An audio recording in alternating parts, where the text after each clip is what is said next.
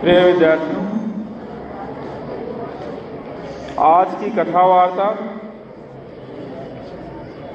उस व्यक्ति की है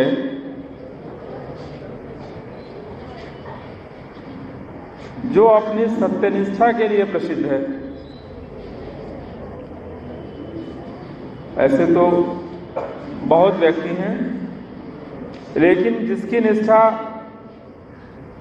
इस स्तर की थी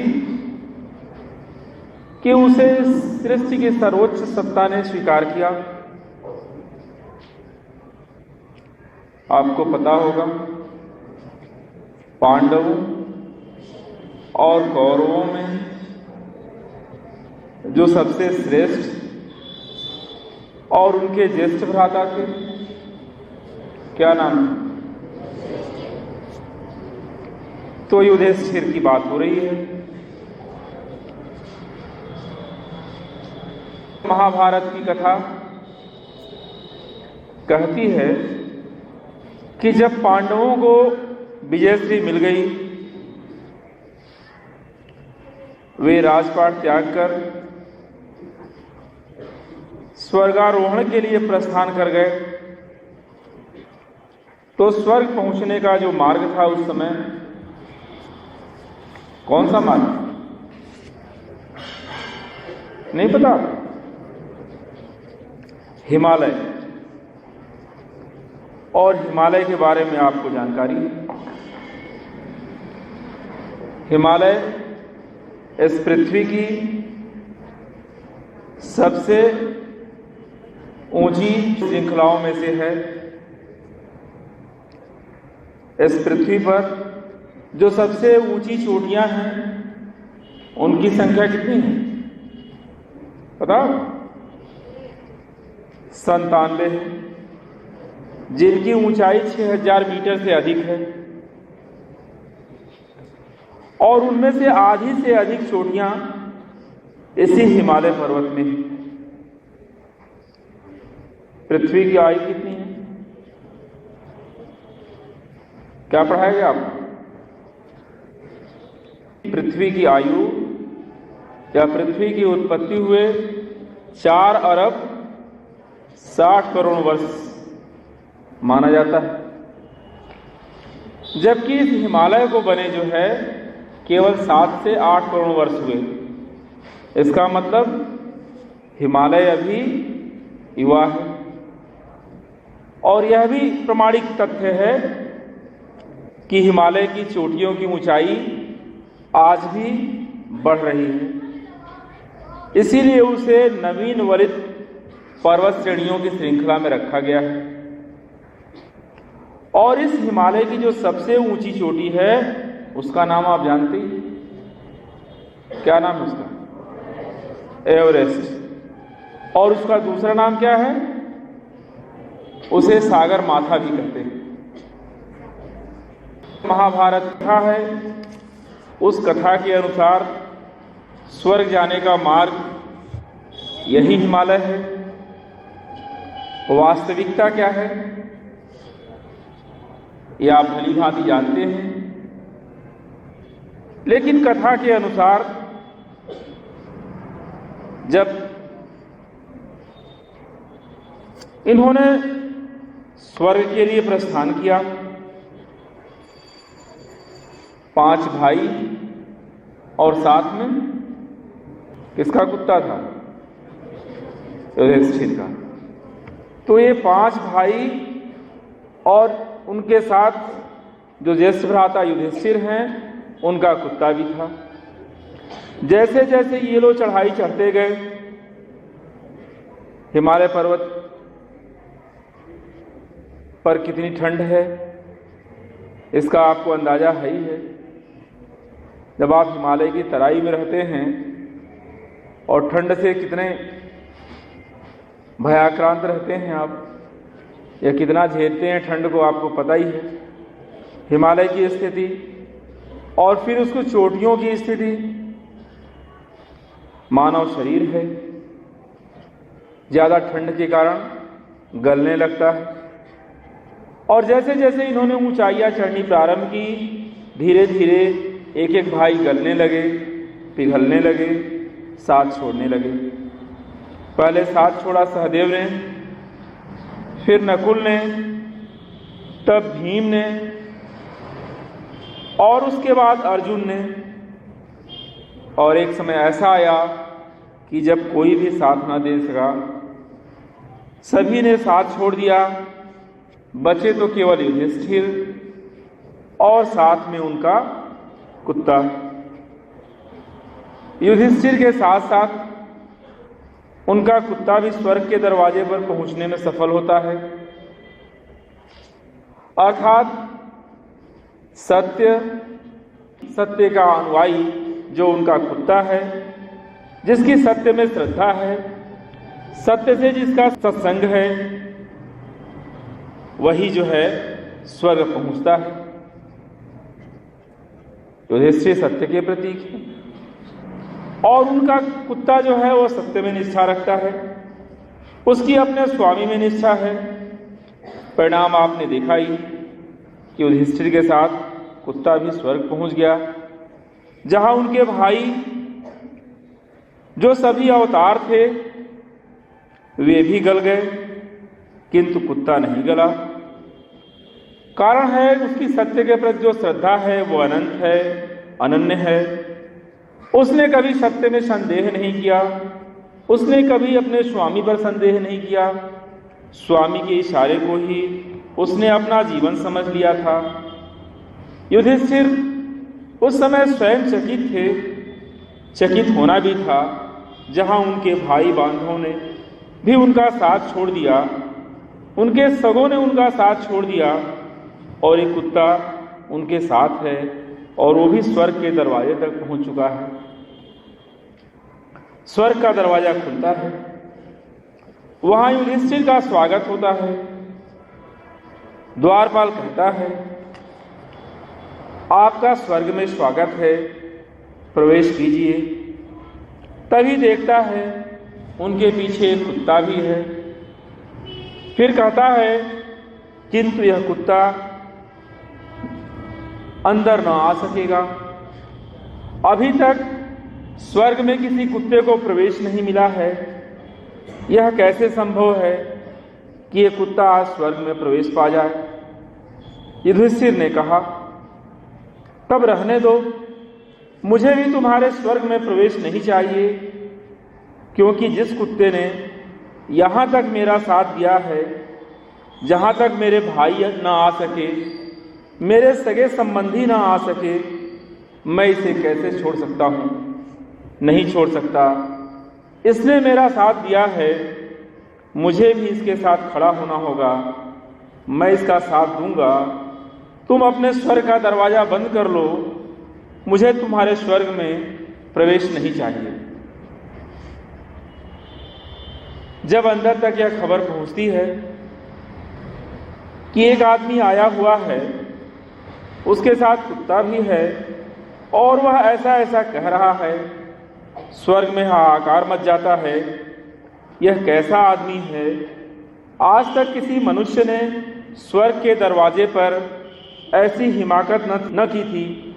यह कौन है जिसकी ऐसी हिम्मत है? सारे देवी देवता इकट्ठे हुए सभी दरवाजे पर पहुंचते हैं, देखते हैं बाहर युधिष्ठिर अपने कुत्ते के साथ खड़े हैं। सभी ने युधिष्ठिर की जय जयकार की और कहा, आप भीतर आइए, स्वर्ग आपकी प्रतीक्षा में व्याकुल है।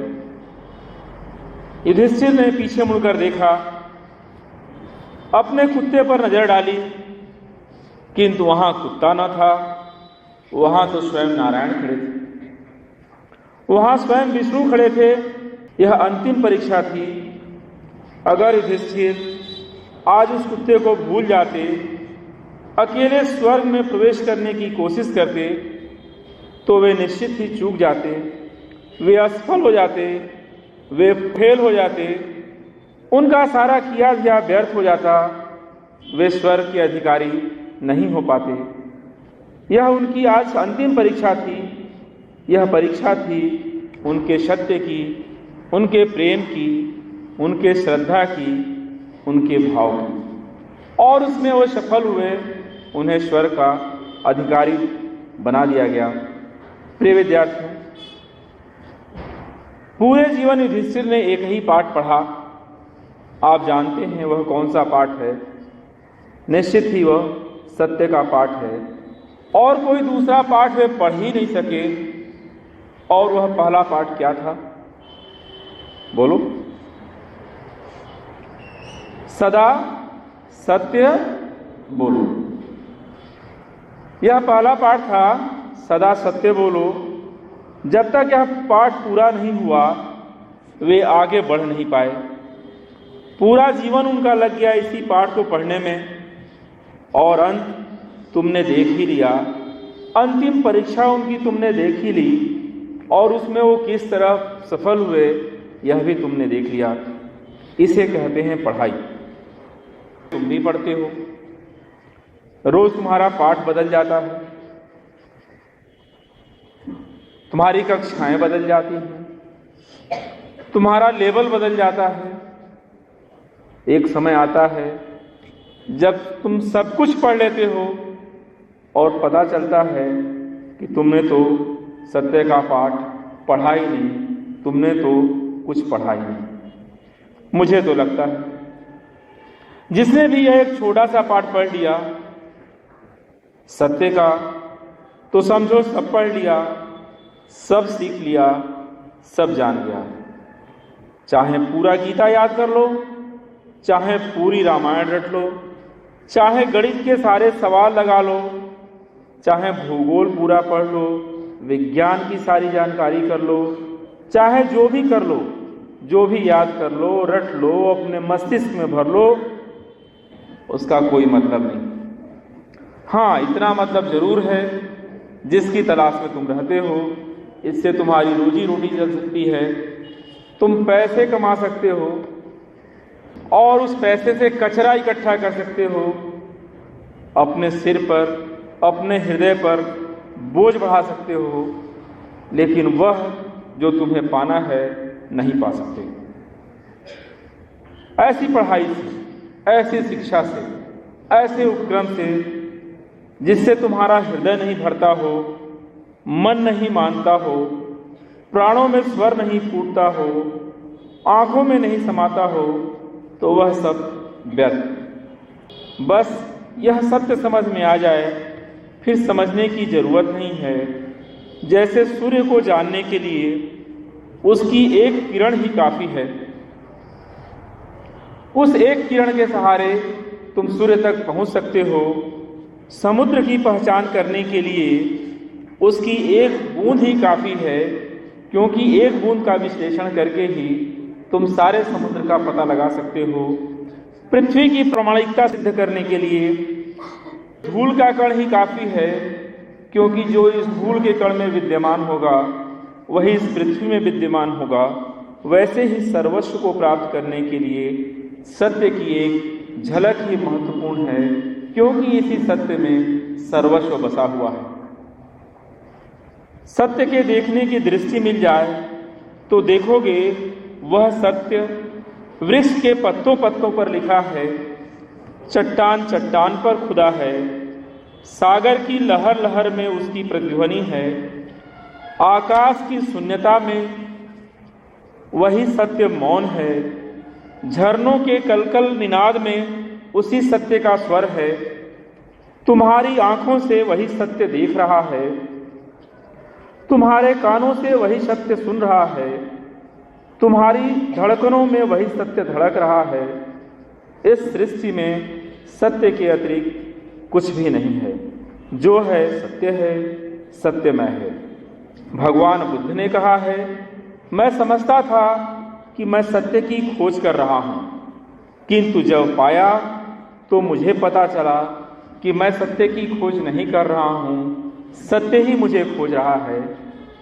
प्रिय विद्यार्थी, मेरी मानो, सत्य तुम्हें भी खोज रहा है, और तुम हो कि बार बार उसका साथ छोड़ देते हो।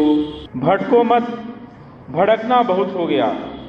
सत्य को पहचानो, वह कहीं और नहीं है, वह तुम्हारे अंदर ही है, तुम्हारे भीतर ही है, तुम्हारे पास ही है। जिसने सत्य को जरा भी जान लिया, समझ गया कि अब जानने को कुछ शेष नहीं है, सत्य के अलावा सब व्यर्थ है। मुझे तो लगता है करीब करीब सभी की हालत ऐसी ही है कि उसकी एक उंगली ईश्वर के हाथ में है, वह उसे अपने मार्ग पर चलने के लिए प्रेरित कर रहा है, कह रहा है, किंतु यह मनुष्य अनजान बच्चे की तरह, उस छोटे बच्चे की तरह, उस अज्ञानी बच्चे की तरह जो न तो कुछ जानता है न कुछ समझता है, बार बार उंगली छुड़ाकर इधर उधर भागता फिरता है, भटकता रहता है।